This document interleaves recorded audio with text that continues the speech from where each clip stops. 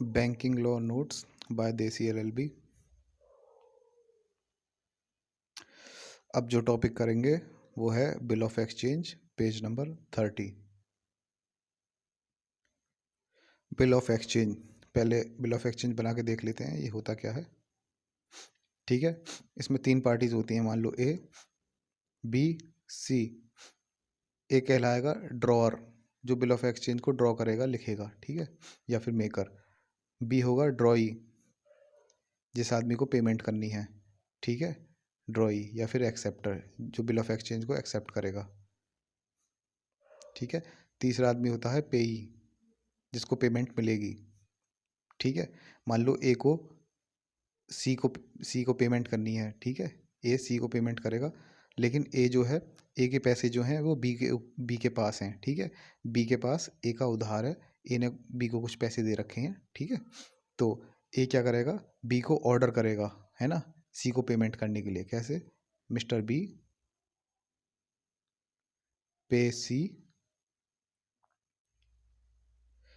Rupees 100, okay. फिर उसके बाद अपने साइन कर देगा, ठीक है। और फिर बी क्या करेगा, इसको एक्सेप्ट कर लेगा, हाँ ठीक है, कि जब भी ये बिल ऑफ एक्सचेंज आएगा मेरे पास तो मैं पे कर दूंगा, ठीक है। फिर ए ये बिल ऑफ एक्सचेंज को सी को दे देता है, और सी जब भी इस बिल ऑफ एक्सचेंज को बी के पास ले जाएगा तो बी इसको एक्सेप्ट करके इसका पेमेंट करेगा, ठीक है। डेफिनेशन देखते हैं इसमें। डेफिनेशन इसकी नेगोशिएबल इंस्ट्रूमेंट्स एक्ट के सेक्शन 5 के अंडर दे रखी है कि एक इंस्ट्रूमेंट है, ठीक है, ये नेगोशिएबल इंस्ट्रूमेंट के अंडर ही आता है। एक तरह का नेगोशिएबल इंस्ट्रूमेंट है, ऐसा इंस्ट्रूमेंट जो कि नेगोशिएबल हो, मतलब कि ट्रांसफरेबल हो, मतलब कि एक आदमी से दूसरे आदमी को दिया जा सके। नेगोशिएबल इंस्ट्रूमेंट के अंदर 3 तरह के इंस्ट्रूमेंट थे। एक था प्रॉमिसरी नोट, दूसरा था बिल ऑफ एक्सचेंज, और तीसरा था चेक, ठीक है। तो एक तरह का नेगोशिएबल इंस्ट्रूमेंट है। ये इंस्ट्रूमेंट है इन राइटिंग, लिखित में होना चाहिए, राइटिंग में होना चाहिए, ओरल में नहीं होना चाहिए, मुँह ज़बानी नहीं होना चाहिए, ठीक है। कंटेनिंग एंड अनकंडीशनल, इसके अंदर कोई कंडीशन नहीं होनी चाहिए, अनकंडीशनल होना चाहिए। एक ऑर्डर है, ठीक है, ऑर्डर डायरेक्टिंग अ सर्टेन पर्सन, एक सर्टेन पर्सन को पेमेंट करने के लिए डायरेक्ट करता है। जैसे इसमें बी को, ड्रॉई को क्या कहते हैं, पेमेंट करने के लिए डायरेक्ट कर रहा है। टू पे अ सर्टेन अमाउंट, अमाउंट जो है सर्टेन होना चाहिए, अनसर्टेन अमाउंट नहीं होना चाहिए, जैसे सम मनी और ऑल मनी ऐसे नहीं होना चाहिए, सर्टेन होना चाहिए, जैसे 500 रुपीज़, 1000 रुपीज़, ओके, ठीक है। ऑफ मनी, मनी का पेमेंट होगा, किसी और फॉर्म में नहीं होगा, गोल्ड या फिर किसी और चीज़ में, किसी और फॉर्म में नहीं होगा, केवल मनी का ही पेमेंट होना है। Only to a certain person, जिसको पेमेंट किया जाता है वो सर्टेन होना चाहिए, उसे आइडेंटिफाइबल होना चाहिए, पर्टिकुलर पर्सन होना चाहिए, या फिर उस सर्टेन पर्सन के ऑर्डर पर, या फिर बियरर ऑफ इंस्ट्रूमेंट, जिसके हाथ में भी ये इंस्ट्रूमेंट है, जिसके भी पोजेशन में ये इंस्ट्रूमेंट है, ये बिल ऑफ एक्सचेंज है, जिसके भी कब्जे में ये बिल ऑफ एक्सचेंज है, ठीक है। साइंड बाय मेकर, मेकर के उस पर साइन होने चाहिए, जैसे हमने देखा था ए के साइन थे इस पर, ठीक है। तो ये बिल ऑफ एक्सचेंज की डेफिनेशन हो जाएगी। तो हमने पहले ही पढ़ लिया था, इसमें 3 पार्टीज होंगी, जैसे ए बी सी देखा था। ए ड्रॉअर था, जो इसको ड्रॉ करेगा, मेक करेगा, ठीक है। बी ड्रॉई था, बी को पेमेंट करना था, ड्रॉई जो थी, ठीक है। सी पेई था, पेई को पेमेंट मिलेगी। अब इसके एसेंशियल्स जो हैं वो डेफिनेशन से निकल आएंगे, एक एक्स्ट्रा हो जाएगा इसमें स्टम्प वाला, ठीक है। तो पहला एसेंशियल क्या है, इन राइटिंग होना चाहिए, ओरल नहीं होना चाहिए। दूसरा अनकंडीशनल, कोई कंडीशन नहीं होनी चाहिए। ये एक ऑर्डर है पे करने के लिए, ठीक है। Order may be in the form of request, request की फॉर्म में हो सकता है, ठीक है। एक मान लो जैसे कि रफ वर्सेस वेब का केस आया था, इसमें जो ऑर्डर दिया था ऐसे रिक्वेस्ट की फॉर्म में दिया था कि mister Nelson will much oblige mister web bye paying rough और ऑर्डर 20 गिनीज, ठीक है। मिस्टर नेल्सन जो हैं वो मिस्टर वेब को बहुत ओब्लाइज करेंगे जब वो रफ को इतने 20 गिनीज पे कर देंगे, ठीक है। तो इसमें लॉर्ड कैनियन ने कहा था कि language of draft being very polite, draft की लैंग्वेज बहुत पोलाइट है, इसका मतलब ये नहीं है वो ऑर्डर को डिस्ट्रॉय कर देगी, ठीक है। Does not destroy order to pay, okay.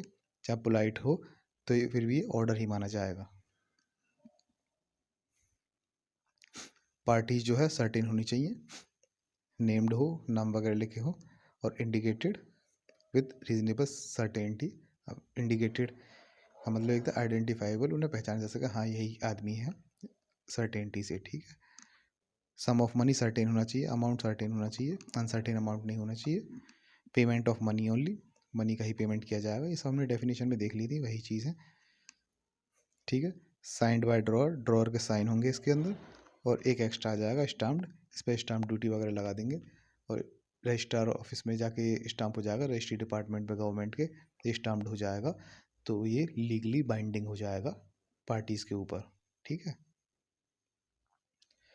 अब इनके हमने पहले पढ़ा था प्रॉमिसरी नोट, अब ये आ गया बिल ऑफ एक्सचेंज। इन दोनों के बीच में डिफरेंस क्या है, तो हम यहाँ पे ड्रॉ कर लेते हैं दोनों।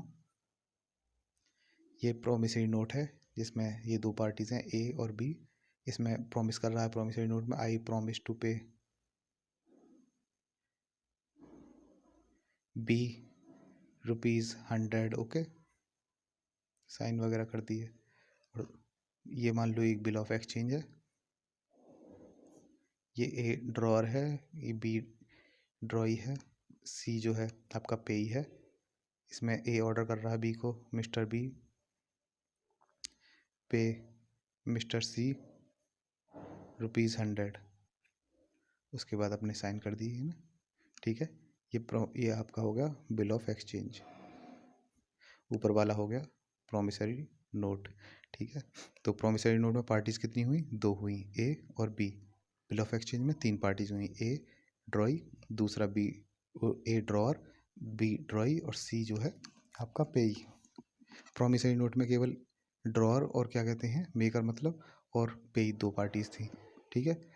प्रॉमिसरी नोट में प्राइमरी लाइबिलिटी जो है मेकर की होती है, इसकी होती है प्राइमरी लाइबिलिटी, क्योंकि पेमेंट भी इसी को करनी है, ठीक है।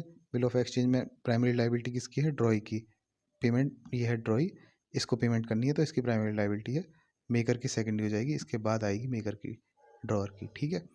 प्रॉमिसरी नोट क्या है, ये प्रॉमिस है, ठीक है। बिल ऑफ एक्सचेंज क्या है, ऑर्डर है, इसमें ऑर्डर किया जा रहा है, ठीक है।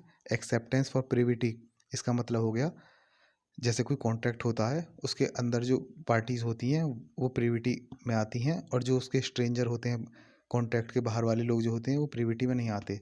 तो अगर किसी पार्टी को क्या कहते हैं कॉन्ट्रैक्ट में पार्टी बनाना है, स्ट्रेंजर नहीं रखना है, तो उसकी एक्सेप्टेंस मान लो ज़रूरी है, क्या कहते हैं बिल ऑफ एक्सचेंज में।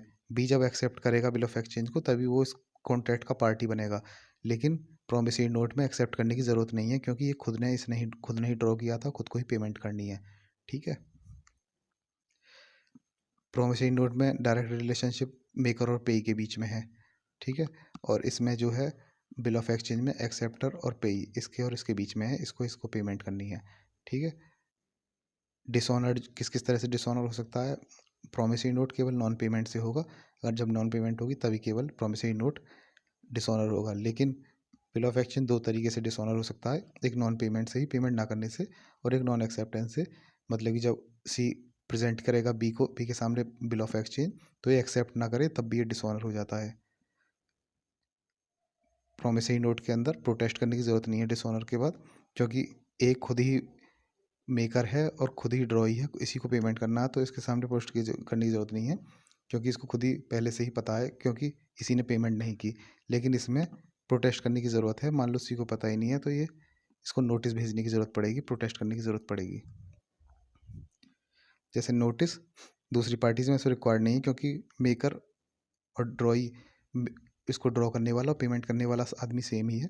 इसमें जो है मेकर और ड्रॉई अलग अलग है, मान लो इसने बी ने पेमेंट नहीं की तो इसको पता नहीं है, तो इसके बाद नोटिस पहुंचाना एक ए के पास, मेकर के पास ज़रूरी है, ठीक है। डेप्टर और क्रेडिटर रिलेशन मतलब, एक मान लो किसके पैसे किसके ऊपर हैं, कौन उधार देने वाला कौन उधार लेने वाला, इसमें मेकर जो है वो डेप्टर है, उसको पैसे देने हैं पेई को, ठीक है। इसमें क्या है, ड्रॉई डेप्टर है और ड्रॉअर क्रेडिटर है। ये डेप्टर है, इसके ऊपर पैसे हैं, इसको पेमेंट करना है, पैसे इसके हैं, ठीक है। तो इन दोनों का डिफरेंस हो गया। एक क्विक रिवीजन करते हैं। बिल ऑफ एक्सचेंज हमने एग्जांपल से देख लिया था, जिसमें ड्रॉई होता है, ड्रॉअर होता है, एक ड्रॉई होता है जिसको पेमेंट करनी है, और एक पेई होता है जिसके पास पेमेंट जाएगी, लिखा ऐसे जाएगा मिस्टर ड्रॉई पे मिस्टर पेई ₹100, फिर साइन वगैरह कर दी जाएंगे। इसकी डेफिनेशन कैसे थी, डेफिनेशन आपका नेगोशिएबल इंस्ट्रूमेंट्स एक्ट के सेक्शन 5 में थी, कि एक इंस्ट्रूमेंट है नेगोशिएबल इंस्ट्रूमेंट जो राइटिंग में होना चाहिए, अनकंडीशनल होना चाहिए। एक ऑर्डर है, डायरेक्ट करता है एक सर्टेन पर्सन को, ड्रॉई को, टू पे a certain money, amount certain होना चाहिए, पेमेंट मनी के फॉर्म में ही होगी।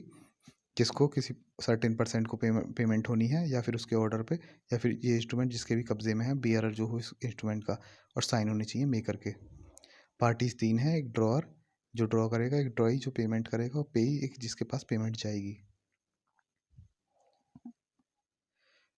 एसेंशियल्स क्या थे इसके, राइटिंग में होना चाहिए, अनकंडीशनल क्या कहते हैं, बिना कंडीशन के, ऑर्डर है पे करने के लिए, रिक्वेस्ट की फॉर्म में हो सकता है लेकिन फिर भी ऑर्डर ही माना जाएगा। लैंग्वेज बहुत पोलाइट होगी, इसका मतलब ये नहीं है कि वो ऑर्डर नहीं है कि पोलाइट होने पे, ठीक है। उसके बाद पार्टी जो है सर्टेन होनी चाहिए, उन्हें आइडेंटिफाइबल होनी चाहिए, पता लगना चाहिए हाँ सर्टेनिटी से कि यही पार्टीज़ हैं। अमाउंट जो है सर्टेन होना चाहिए, अनसर्टेन नहीं होना चाहिए, पेमेंट मनी की फॉर्म में होगा। ये सभी डेफिनेशन में थे। ड्रॉअर के साइन होने चाहिए, और अगर स्टाम्प कर दिया जाए उसे, स्टाम्प ड्यूटी वगैरह उस पर पे कर दी जाएगी तो वो लीगली बाइंडिंग हो जाएगा।